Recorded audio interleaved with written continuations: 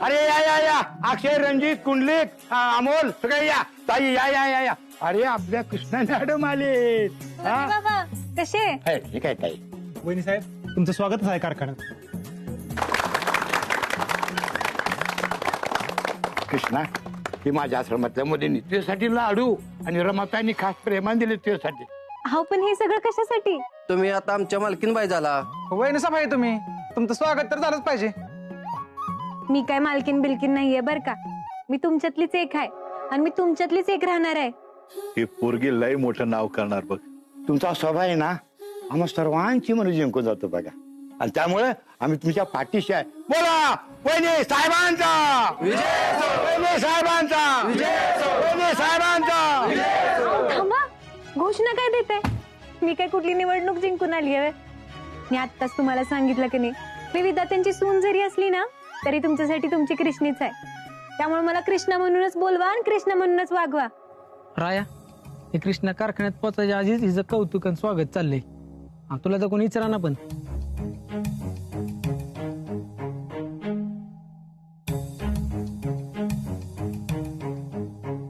Good morning. Good morning.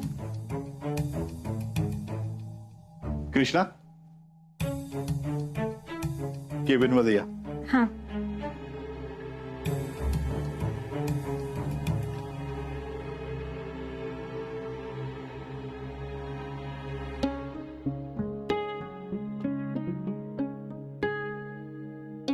Krishna बस. या पप्या, जरा बाहेर बस. होय. प्रतीक बस.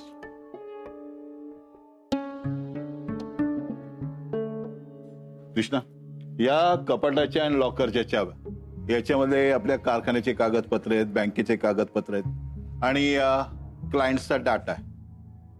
भाऊसाहेब, तुम्ही हे सगळं मला का सांगताय? अगं तू आता विधात्याच्या घराचा हिस्सा झालीयस. आता रायला तुला हा कारखाना, ही कंपनी सांभाळायची, त्यामुळे तुला हे सगळं माहित पाहिजे. पण भाऊसाहेब, राय सगळं नीट सांभाळतोयच की.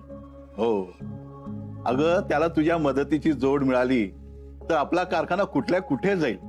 कृष्णा, तुझ्यामध्ये व्यवहारी ज्ञान आहे, निर्णय घेण्याची क्षमता चांगली आहे, त्यामुळे मला वाटतं ही जबाबदारी तू घ्यावीस. भाऊसाहेब, मी हे सगळं सांभाळायला घेतलं तर रायावर अविश्वास दाखवल्यासारखं होईल. रायाने स्वतःच्या हिमतीवर सगळं उभं केलंय, व्यवसाय वाढवलाय, कारखाना उभं केलंय. माझ्याकडे जरी नॉलेज असलं तरी रायाकडे अनुभव आहे. त्यामुळं माझ्यावर नका टाकू ही जबाबदारी. रायाकडेच सगळे अधिकार असू द्यात. आणि रायाला काय माझी मदत लागली की मी आहेच की. राहिली गोष्ट प्रगतीची, तर मी नसताना बी कारखान्याची प्रगती झालीच की, आणि यापुढे बी होत राहणार. मी शब्द देते तुम्हाला. कृष्णा, कशी का अशी तू? अगं लोक पदासाठी, मान सन्मानासाठी धडपडत असतात, पण आम्ही तुला सगळं देतो तर तू नाही म्हणतेस. मला माहितीये तुला इथं काहीच नकोय, सगळं कर्तृत्वावर कमवायचंय. मोठी हो पोरी, खूप मोठी. भाऊसाहेब, मी माझ्या जागेवर जाऊन बसू? हो.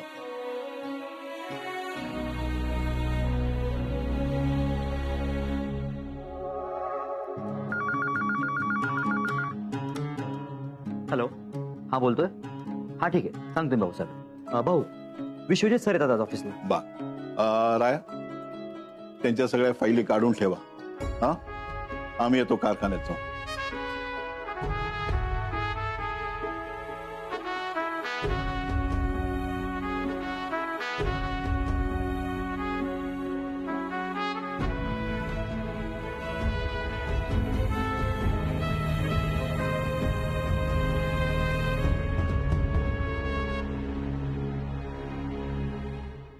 बस ना दादा, फराळ कर. नाही नको, नाहीतरी आम्ही यंदा दिवाळी साजरी करणार नाहीच आहे.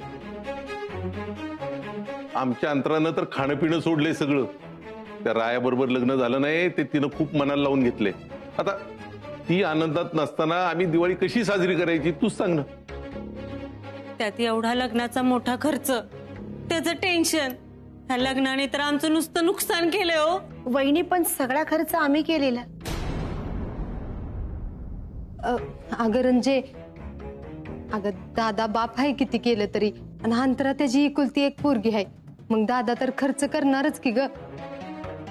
नाही म्हणलं तरी 1.5-2 लाख रुपये खर्च झाला असेल बघ त्याचा. हाय का नाही रे दादा? होय, पण ते रंजनाला सांगून काय उपयोग आहे? आमचे पैशापरी पैसे गेले आणि लग्नही झालं नाही, याच वाईट वाटतंय आम्हाला. चल येतो मी. थांब दादा.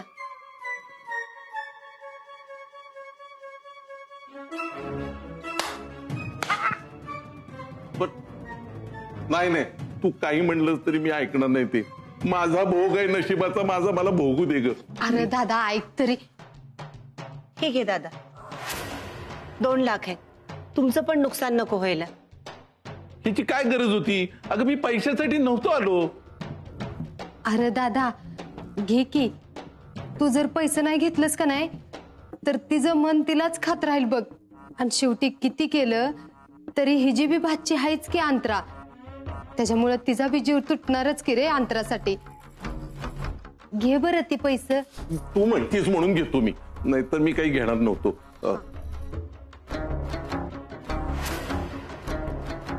चला, अंतरा एकटीच आहे ना घरी. तिच्यासाठी तरी फराळ घेऊन जावा. बघा खातीये का. थांबा आले ते. नाही नको.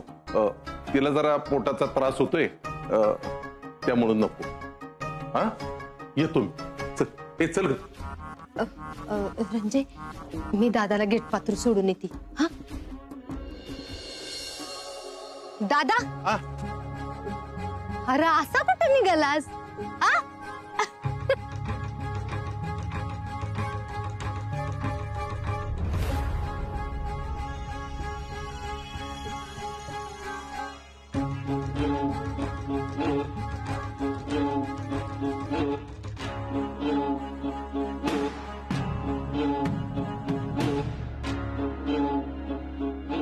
अरे 2च हे काय माझ्यामुळेच मिळलेत. इथनं पुढं तुम्हाला ह्या घरातनं जी काय मिळेल त्याच्यात निम्मा हिस्सा माझा असेल ही कायम देण्यात ठेवायचं. इथनं पुढं फायदा करून घ्यायचाय नव्ह का? अगं पण रंजीला सांगू, तू लग्नात 1 रुपया सुद्धा खर्च केला नव्हतास. रंजे नको. मी तुला काही म्हणलंय का? घे ना पैसे, तू घे. आत्ता कसं शाण्यासारखा बोललास. बर तेवढं त्या गुरुजीसनी जाऊन विचार.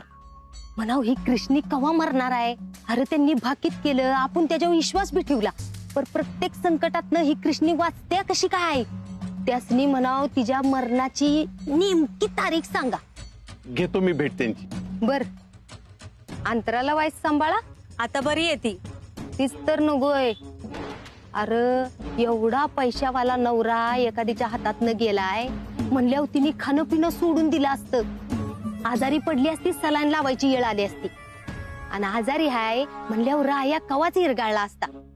पर त्यातलं हिला काहीच होत नाही. बर होत नाही ती नाही, ही नाटक बी करत नाही. काय कळतं का नाही तिला? वाईस समजावा तिला. तुम्ही म्हणाल ना ते सगळं करते. अजून काय करायला पाहिजे हो तिने? तुमचे सगळे प्लॅन फसतायत आणि तुम्ही अंतराला दोष देताय. वहिनी, माझे काय प्लॅन फसले तो? तुमच्या गुरुजींचं भाकीत खोटं ठरले, त्याच्यात माझी काही चूक आहे? हे बघ दादा, तुम्ही जर अंतराला समजवलं नाही ना तर आयुष्यात तिचं राया बरोबर लगीन होऊ शकत नाही. परत मला बोलू नगस. नाही मी समजवतो अंतराला. तू नको टेन्शन घेऊ. चल येतो आम्ही.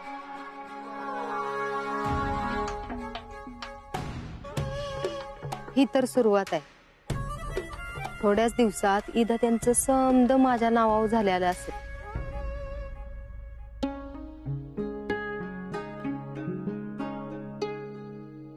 कृष्णे, ही काहीच काम झाल्याशिवाय जेवायची दिसत नाही. आन्सर तुम्ही वा पुढं, मी आलोच.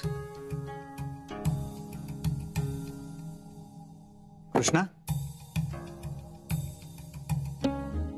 ए कृष्णा, हा अगं भूक लागली असेल काहीतरी खाऊन घे. होय घेते.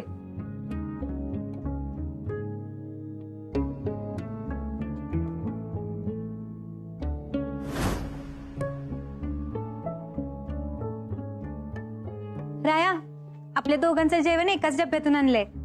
चल जेवण करून घेऊ. मला नाही भूक.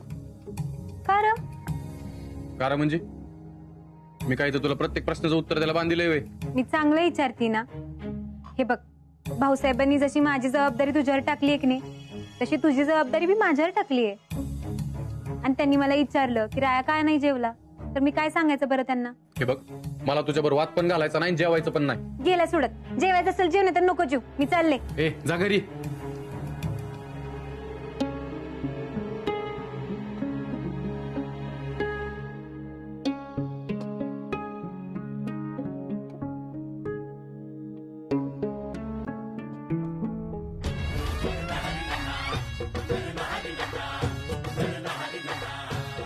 कृष्णा जेवायला नाही गेलीस? माझ्यासाठीच थांबली ती. कृष्णा चल जेवायला. हे काय जेवायलाच निघालोय.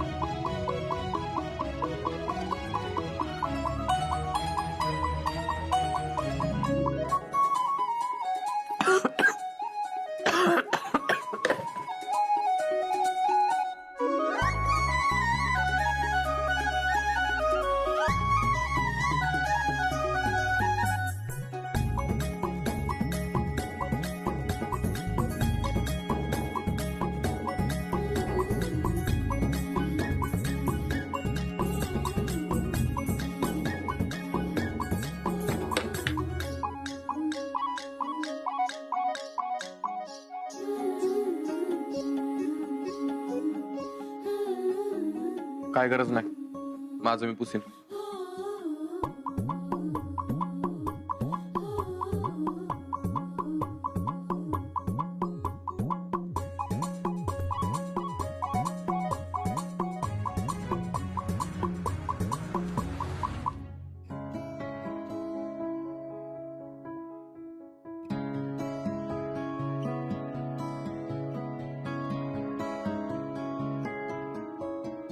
नमस्कार. नमस्कार. या.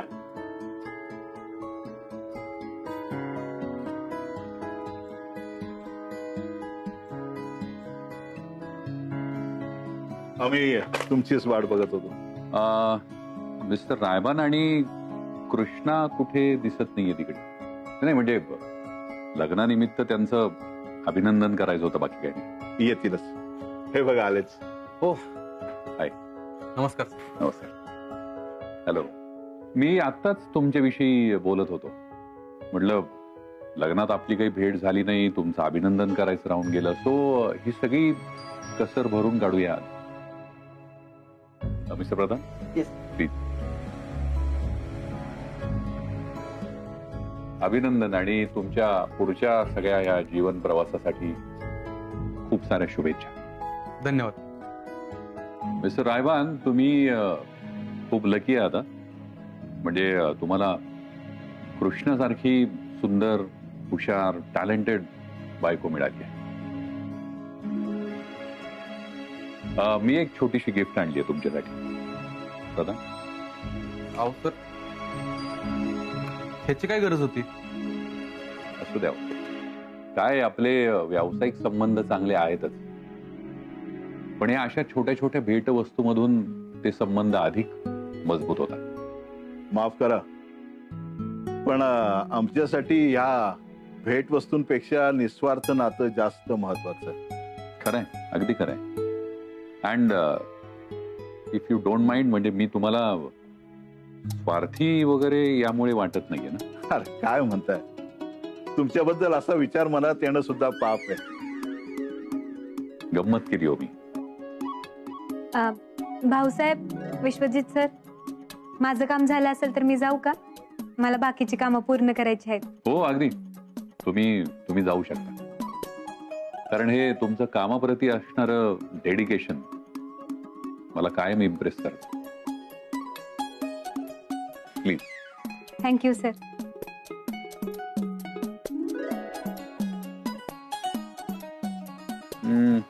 भाऊसाहेब, आपण कामाविषयी बोलूया. हो, रायाने सगळ्या फाईल्स तयार केल्याच आहेत. राय, मॅडम, हा एक प्रॉब्लेम झालाय. मला लगेच घरी जायला लागेल. अहो, मी कशी परवानगी देणार? हे समजा माझ्या हातात नसतं. तुम्ही एक काम करा ना, राय सरांना विचारा ना जाऊन. अहो, राय सर तर मीटिंग मध्ये आहेत. माझ्या बायकोची तब्येत लय बिघडली. मला लगेच पोचलं पाहिजे. अहो, तिकडे काय बी होऊ शकतं. अहो, तुमचं आणि राया साहेबांचं लग्न झाले, ते काय तुम्ही काय वेगळं आहे बाई. मॅडम, जाऊ द्या ना मला. बरं ठीक आहे, जावा. कृष्णा, हा?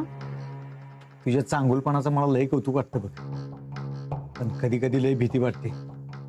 कुणी याचा गैरफायदा घेऊ नये. कोण कशाला गैरफायदा घेईल? कुणी कसं बी वागलं तरी आपण आपला चांगुलपणा नाही सोडायचा.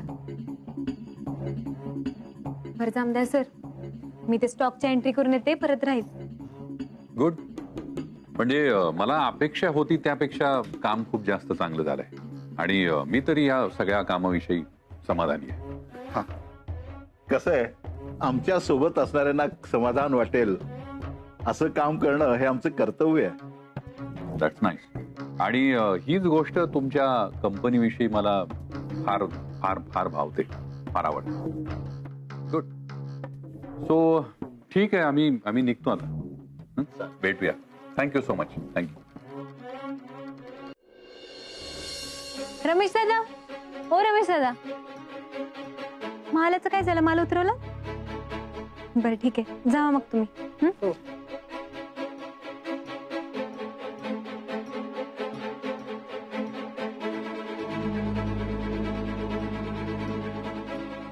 कृष्णा, कशी झाली तुमची मीटिंग? मीटिंग उत्तम. मिस कृष्णा, तुम्ही हे काय केलं? म्हणजे मी काय केलं?